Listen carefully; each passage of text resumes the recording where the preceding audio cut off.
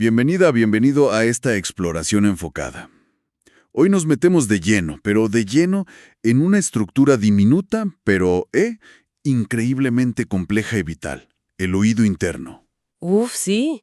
Escondido ahí en el cráneo, pero totalmente fundamental para cómo percibimos el mundo, ¿no?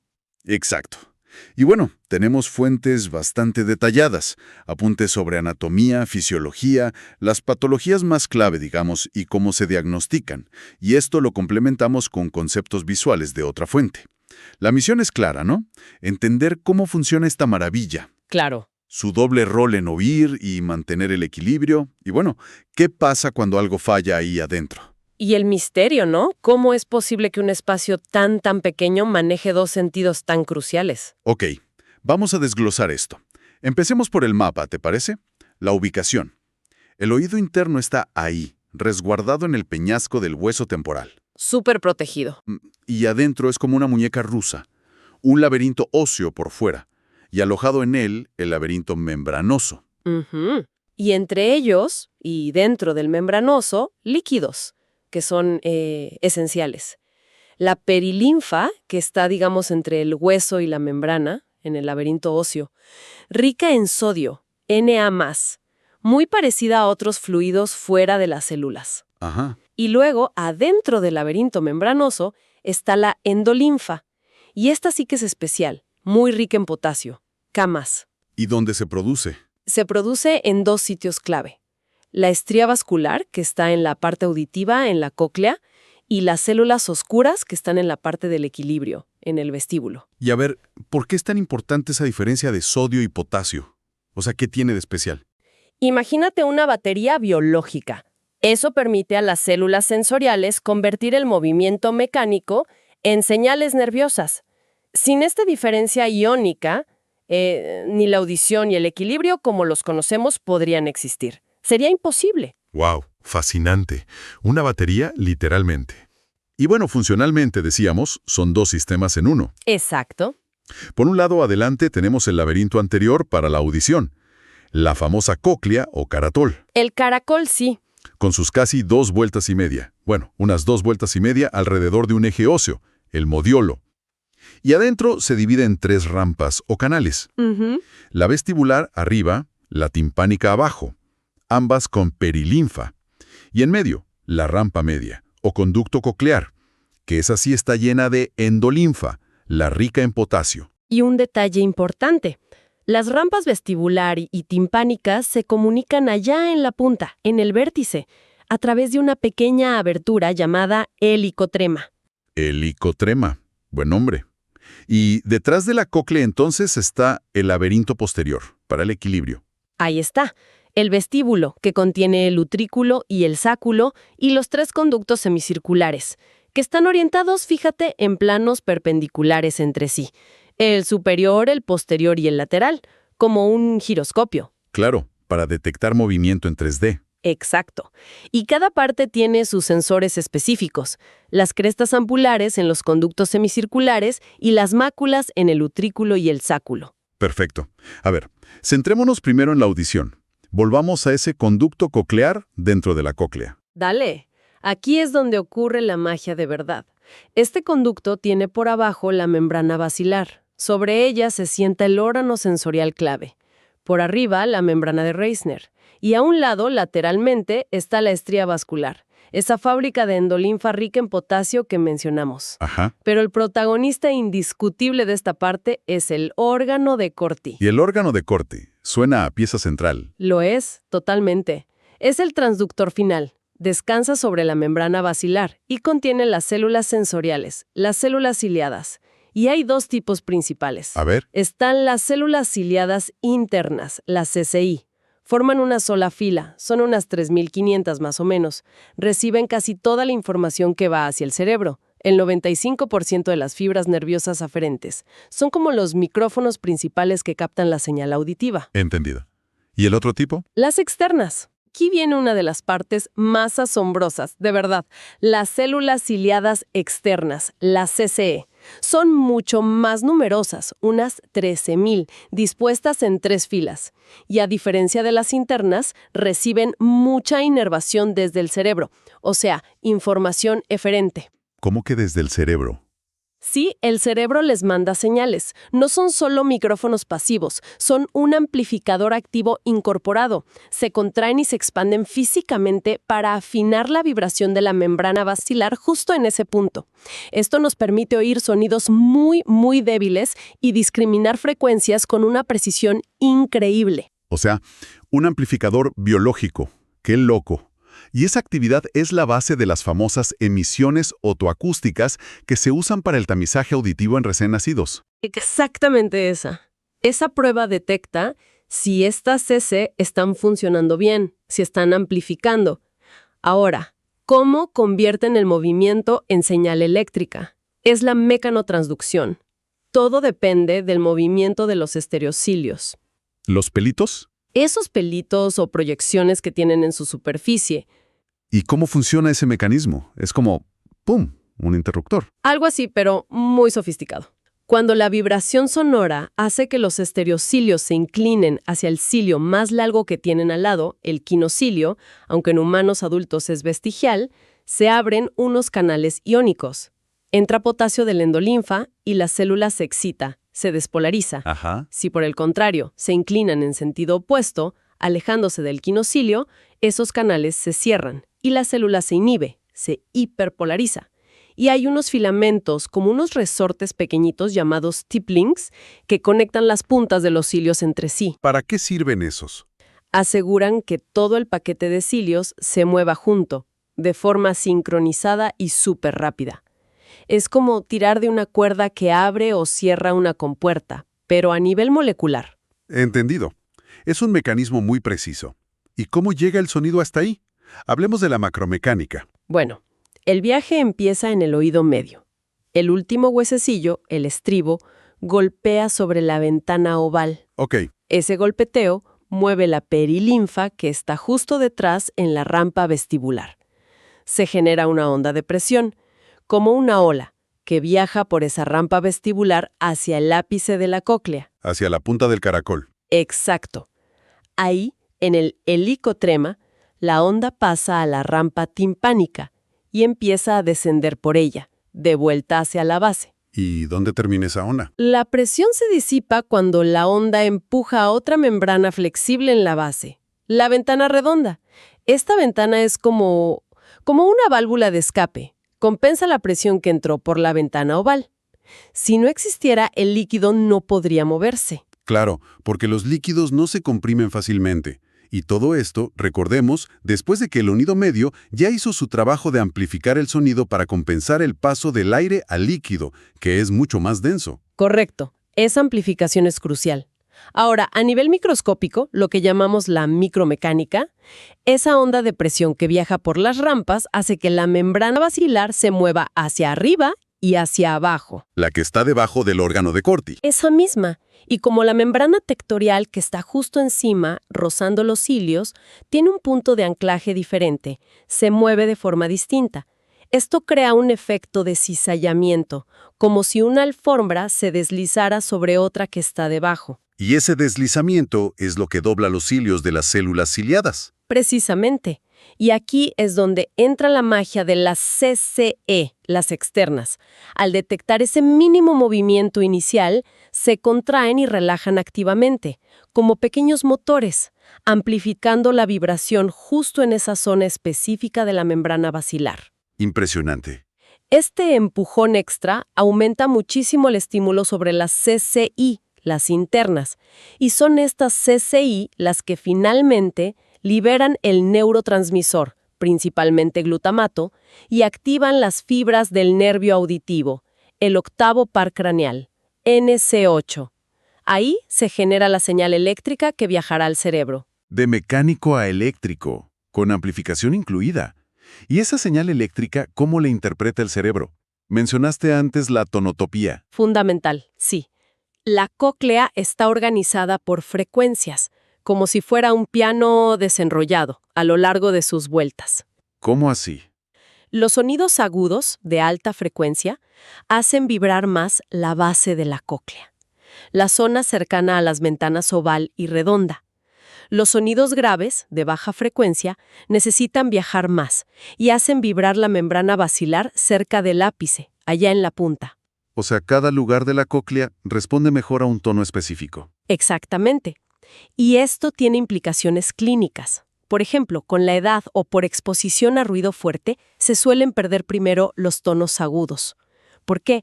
Porque la base de la cóclea, que procesa los agudos, es la que recibe el golpe inicial y más fuerte de la energía sonora. Está más expuesta. Tiene sentido. Y una vez que se genera la señal en el nervio, ¿cuál es el camino al cerebro? Un resumen rápido. La señal viaja por el nervio auditivo, el NC8. Hace su primera parada en los núcleos cocleares, en el tronco encefálico. De ahí, mucha información cruza al lado opuesto, en el complejo olivar superior, importante para localizar sonidos. Luego asciende por una vía llamada lemnisco lateral. Pasa por el colículo inferior, importante para reflejos auditivos, después por el tálamo, específicamente el cuerpo geniculado medial, y finalmente llega a la corteza auditiva en el lóbulo temporal, donde la percibimos conscientemente como sonido. Un viaje complejo. Sí, y pruebas como los potenciales evocados auditivos de tronco encefálico, los VERA o PEA, lo que hacen es medir la actividad eléctrica a lo largo de esta vía, especialmente hasta el tronco cerebral, para ver si todo funciona correctamente. Fascinante de verdad el viaje del sonido. Pero bueno, ahora cambiemos al otro gran trabajo del oído interno, el equilibrio. Nos movemos al laberinto posterior. El equilibrio. Y ojo, que no depende solo del oído interno. Es un trabajo de equipo cerebral súper complejo. El cerebro integra constantemente información de tres fuentes principales. El oído interno, que le dice cómo se mueve la cabeza, la vista, que le dice dónde está el cuerpo en relación al entorno, y la propiocepción. ¿Propiocepción? Propiocepción. Son los sensores que tenemos en los músculos y las articulaciones, especialmente en el cuello y las piernas, que le informan al cerebro de la posición de las partes del cuerpo sin necesidad de mirar. Ah, claro, sentir dónde están tus pies aunque esté oscuro. Exacto. El cerebro junta toda esa info. Pero bueno, centrémonos en los sensores específicos del oído interno para el equilibrio. Dale, ¿cuáles son? Son dos tipos principales. Primero, los tres conductos semicirculares, los CSC. Ya dijimos que están orientados en planos perpendiculares, como las esquinas de una habitación.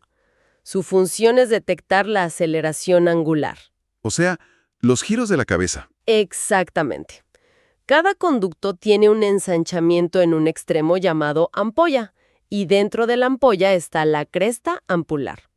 Ahí hay células ciliadas, como las de la audición, pero sus cilios están metidos en una masa gelatinosa llamada cúpula. Cuando giras la cabeza, la endolinfa dentro del conducto se mueve por inercia, empuja la cúpula, dobla los cilios y ¡zas!, señala al cerebro. Y mencionaste que funcionan en pares. Sí, y esto es clave. Los tres de un lado se coordinan con los tres del otro lado.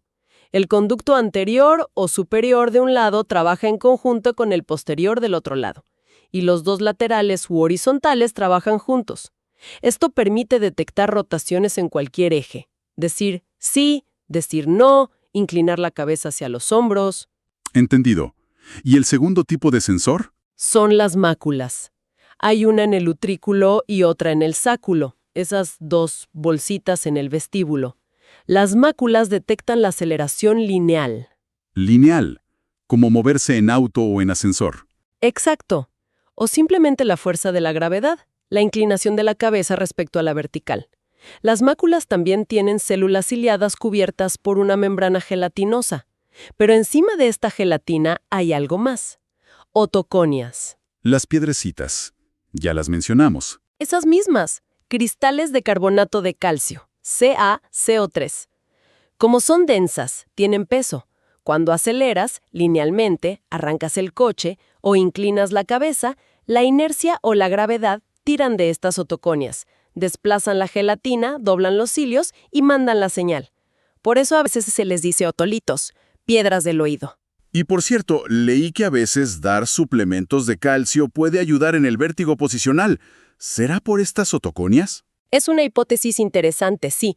Dado que están hechas de carbonato de calcio, mantener buenos niveles de calcio podría teóricamente ayudar a su estabilidad, aunque la evidencia directa para suplementar calcio específicamente para BPPB no es tan robusta como las maniobras de reposición, pero la composición es esa sin duda. Las fuentes mencionan unas reglas de activación medio complicadas según el conducto y la dirección del flujo de endolinfa, ampulípeto, ampulífugo. Sí, aquí es donde se pone realmente interesante para el diagnóstico. Lo clave, sin entrar en el detalle súper técnico ahora, es entender la consecuencia. El flujo de endolinfa, si va hacia la ampolla, ampulípeto, o si se aleja de ella, ampulífugo, excita o inhibe las células de forma diferente en el canal lateral comparado con los canales verticales, superior y posterior. ¿Y por qué es importante esa diferencia? Porque explica por qué el nistagmo, el movimiento involuntario de los ojos que vemos en un paciente con vértigo, tiene características distintas según qué canal esté afectado y cómo. Y por eso necesitamos maniobras diagnósticas específicas como Dix-Hallpike para el posterior o la prueba de giro para el lateral, para provocar ese flujo y observar la respuesta ocular para saber exactamente dónde está el problema. Ah, claro, la dirección del nistagmo nos dice qué pasa y dónde. Exacto. Y hablando de ojos, una función vital que depende de estos sensores es el reflejo vestíbulo ocular, el VOR. ¿Qué hace exactamente? Esencialmente, permite mantener la mirada estable en un punto fijo mientras movemos la cabeza. Imagina que lees un cartel mientras caminas. El sistema vestibular detecta el movimiento de tu cabeza y automáticamente ordena a los músculos de tus ojos moverse en la dirección opuesta y a la misma velocidad. Para que la imagen no se mueva en la retina. Exacto. Sin un VOR funcional, el mundo parecería saltar o verse borroso cada vez que movemos la cabeza. Sería muy incapacitante. Y el Head Impulse Test que mencionamos antes evalúa justamente este reflejo, ¿no? Correcto. Es una prueba clínica del VOR. Si al girar rápido la cabeza del paciente, que está mirando fijamente tu nariz, por ejemplo, sus ojos se quedan clavados en tu nariz, el VOR está funcionando bien. Es normal. Pero si los ojos se van con la cabeza y luego tienen que hacer un salto rápido para volver a fijar la mirada en tu nariz, esa es la sacada correctiva, significa que el VOR está fallando en ese lado. Eso es anormal y sugiere un problema vestibular periférico agudo. Entendido. Una herramienta clínica poderosa. Ahora, ¿cómo se manifiestan los problemas en la práctica? Hablemos un poco de semiología y diagnóstico. Primero, una distinción clave, vértigo o mareo. Importantísimo diferenciar. Vértigo es la sensación ilusoria de movimiento. La persona siente que ella gira o que el entorno gira a su alrededor, cuando no está pasando. Mareo es un término mucho más vago, más inespecífico. Puede ser sensación de cabeza hueca, aturdimiento, inestabilidad al caminar, desorientación espacial, pero sin esa clara ilusión de giro. Y saber cuánto dura el vértigo ayuda mucho a orientar el diagnóstico, ¿verdad? Muchísimo. Es una de las claves en la historia clínica. Si el vértigo dura solo segundos y se desencadena con movimientos específicos de la cabeza, lo primero a pensar es BPPB, el vértigo posicional. Ok. Si las crisis de vértigo duran horas y se asocian a síntomas auditivos como pérdida de audición, zumbidos o sensación de oído tapado, eso nos orienta hacia enfermedad de Menner. ¿Y si dura días? Si es un vértigo agudo, intenso, que dura días seguidos, pensamos más en una neuritis vestibular, si no hay síntomas auditivos, o una laberintitis, si sí hay síntomas auditivos. Para ese vértigo agudo y constante que llega a urgencias, está el protocolo HINTS. Exacto. El HINTS, Head Impulse Nystagmus Test of Skew, es una herramienta potentísima. Pero ojo, solo se usa en pacientes con síndrome vestibular agudo, o sea, vértigo continuo que llega a horas o días, no en crisis cortas. Sirve para diferenciar si la causa es periférica, problema en el oído interno o nervio vestibular, o central, problema en el cerebro, como un infarto o ACV en el cerebelo o tronco encefálico. Y es muy fiable, ¿no? Increíblemente. De hecho, en ese contexto de vértigo agudo, un HINS bien hecho es más sensible que una resonancia magnética temprana para detectar una ACV de fosa posterior. ¡Wow! ¿Y cómo interpretamos cada parte del HINS? A ver, se evalúan 3 cosas, idealmente en este orden práctico. Primero, el nistagmo espontáneo. Buscamos movimientos involuntarios de los ojos. Es un nistagmo puramente horizontal que bate siempre hacia el mismo lado, unidireccional. Aumenta al mirar en esa dirección y se frena un poco si el paciente fija la vista en un punto. Eso es típico de causa periférica. ¿Y si no es así? Si el nistagmo es vertical o torsional puro, como girando, o cambia de dirección según hacia dónde mire el paciente, bidireccional, eso es muy sospechoso de causa central. Es una bandera roja. Ok, nistagmo chequeado. Luego el head impulse. El impulso cefálico, la prueba del Bohr que explicamos.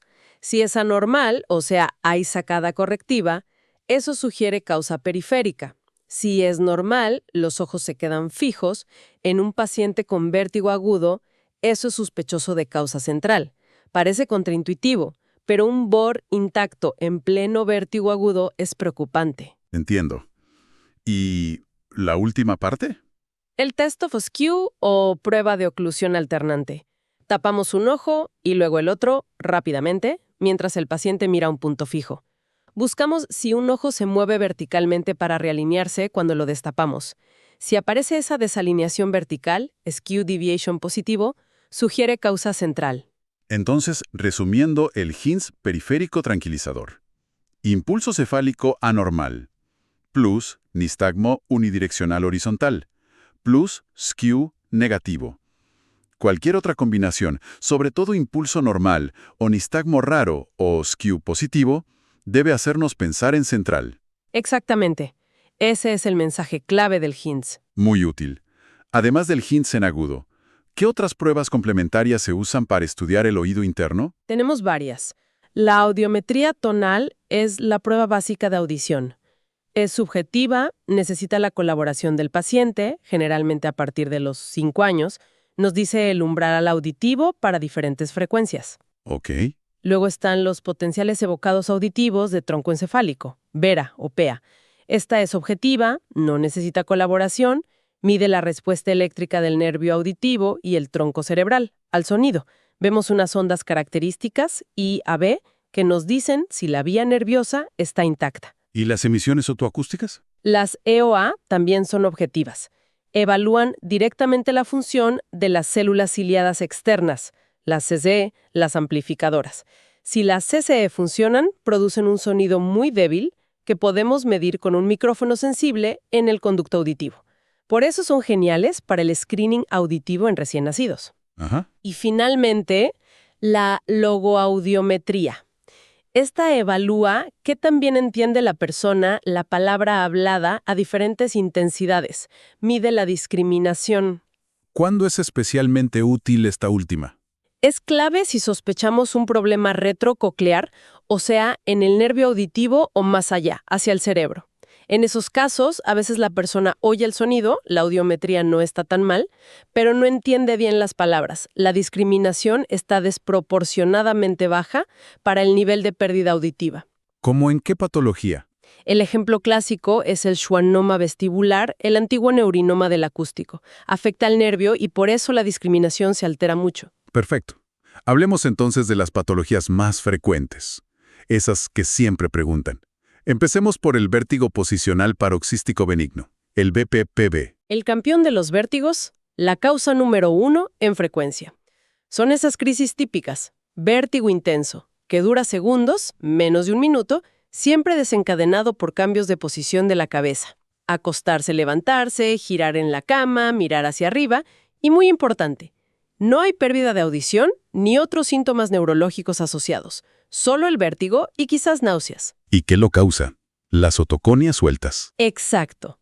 La teoría más aceptada es que esas otoconias, las piedrecitas del utrículo, se desprenden y se cuelan donde no deben, en uno de los conductos semicirculares. Lo más común es que queden flotando libres en el líquido del conducto. Eso es canalolitiasis. Menos frecuente pueden adherirse a la cúpula, cupulolitiasis. El canal más afectado, por mucho, es el posterior, como en un 76% de los casos. Y se diagnostica con la maniobra de Dix-Hallpike, para ese canal posterior, ¿no? Buscando provocar el vértigo y ver un tipo de nistagmo muy característico. Arriba, que aparece con unos segundos de latencia, dura poco y se fatiga si repetimos la maniobra.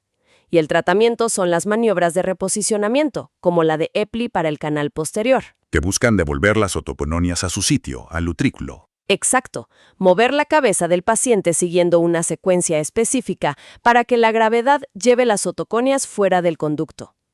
Para el canal lateral, que es el segundo más común, se usan otras maniobras como la de Lempert o el BBQ Roll. Bien, ahora si el vértigo dura mucho más, horas, y viene con otros síntomas auditivos. ¿Enfermedad de Meniere? Podría ser, sí. La enfermedad de Meniere se cree que es causada por un problema en la regulación de la endolinfa, lo que se llama hidrops endolinfático. Hay un aumento de volumen o presión de ese líquido rico en potasio dentro del laberinto membranoso. ¿Y cómo se manifiesta? Causa crisis episódicas, que pueden ser muy variables. Pero lo clásico es una combinación de vértigo rotatorio muy intenso, que dura entre 20 minutos y 12 horas, hipoacusia neurosensorial fluctuante, o sea, la audición baja durante o después de las crisis y luego puede mejorar. Típicamente afecta más a las frecuencias graves al principio. Tinnitus, un zumbido o ruido en el oído, y sensación de plenitud aural, como de oído tapado o compresión. El diagnóstico es clínico. Sí, principalmente se usan criterios diagnósticos establecidos. Los de la OHNS de 2015 son los más usados. Requieren al menos 2 crisis de vértigo típicas con la duración especificada, más la confirmación de una hipoacusia neurosensorial en frecuencias bajas a medias en el oído afectado, documentada con audiometría, y los síntomas aurales fluctuantes, tinnitus o plenitud. ¿Y el manejo? Suena complicado. Es escalonado y busca controlar las crisis y preservar la audición lo más posible. Se empieza con medidas conservadoras. Modificación del estilo de vida. Lo más importante es una dieta baja en sal, estricta, menos de 1.5 o 2 gramos al día. También evitar cafeína, alcohol, tabaco y manejar el estrés. ¿Y si eso no basta? Se pueden usar medicamentos. La betaestina es comúnmente usada, aunque su evidencia es debatida. Los diuréticos también pueden ayudar a reducir el hidrops. Si las crisis siguen siendo frecuentes o severas, el siguiente paso suelen ser las inyecciones de corticoides directamente en el oído medio, intratimpánicas. ¿Y si nada funciona? Para casos muy rebeldes y muy sintomáticos, existen opciones más agresivas, llamadas destructivas. Se puede inyectar gentamicina intratimpánica, que es tóxica para las células vestibulares y apaga la función del equilibrio de ese oído, con riesgo de empeorar la audición. O incluso cirugía, como cortar el nervio vestibular, neurectomía o quitar el laberinto, laberintectomía, pero eso se reserva para casos extremos porque implica perder la función de ese oído. Entiendo. Ahora otro escenario. Vértigo agudo, dura 10, pero sin problemas de audición. Ahí pensamos primera neuritis vestibular. Es una inflamación del nervio vestibular, usualmente se cree que de origen viral. Causa un vértigo muy intenso y constante que dura varios días, a menudo con muchas náuseas y vómitos. Pero la audición está perfectamente normal. El HINS típicamente mostrará un patrón periférico, con el impulso cefálico anormal. A diferencia de la neuritis, la laberintitis sí afecta la audición, ¿verdad? Correcto, porque en la laberintitis se inflama todo el laberinto, tanto la parte vestibular como la coclear. Hay diferentes tipos. La más grave es la laberintitis otogénica supurativa. ¿Qué es eso? Es una infección bacteriana que se extiende al oído interno desde una otitis media crónica, generalmente complicada con un colesteatoma, un crecimiento de piel en el oído medio que puede erosionar el hueso.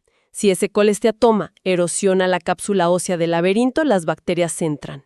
Es una urgencia médica. Suena grave. Lo es. Requiere hospitalización, antibióticos intravenosos de amplio espectro y, muy importante, cirugía urgente para eliminar la fuente de infección, o sea, quitar el colesteatoma. Puede dejar secuelas permanentes como sordera profunda y disfunción vestibular crónica. Uf. ¿Hay otros tipos de laberintitis? Sí, puede haber una laberintitis serosa, que es una inflamación estéril, quizás por toxinas que pasan desde una otitis media aguda sin perforación directa. Los síntomas son más variables y puede recuperarse mejor. Y también hay laberintitis virales. Varios virus pueden afectar el oído interno, como el de la varicela zoster en el síndrome de Ramsay-Hunt, citomegalovirus, sarampión, paperas. A veces causan hipoacusia súbita con o sin vértigo asociado.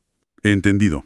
Y para terminar con las patologías clave, el schwannoma vestibular. Se originan las células de Schwann que recubren el nervio vestibulococlear, el octavo par craneal.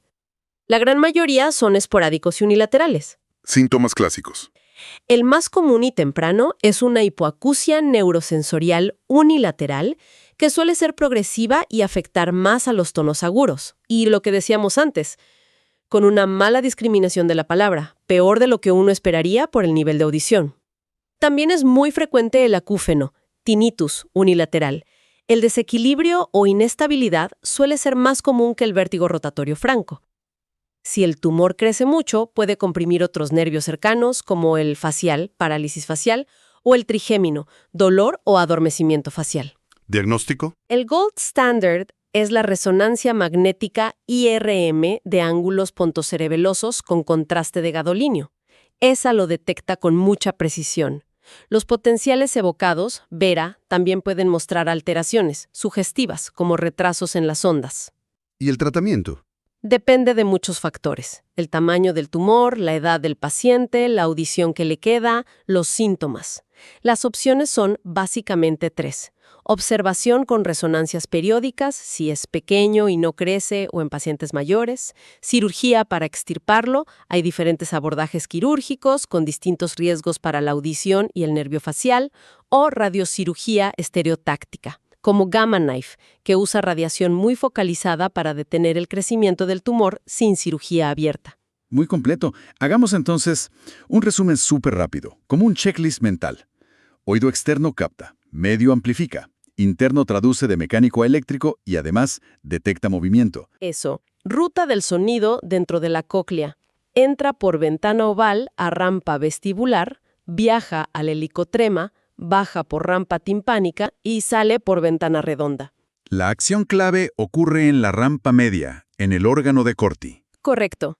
Y para el equilibrio, conductos semicirculares, CSC, para giros, angular, utrículo y sáculo con sus otoconias para aceleración lineal y gravedad.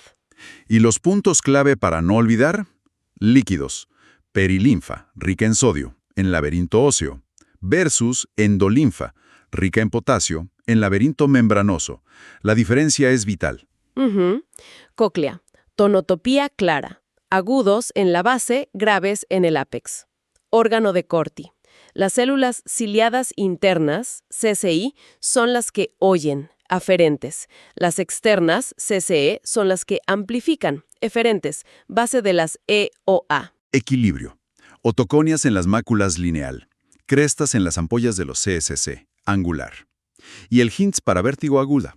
Un patrón periférico típico es impulso cefálico anormal plus nistagmo unidireccional horizontal plus skew negativo. Y los diferenciales rápidos de vértigo.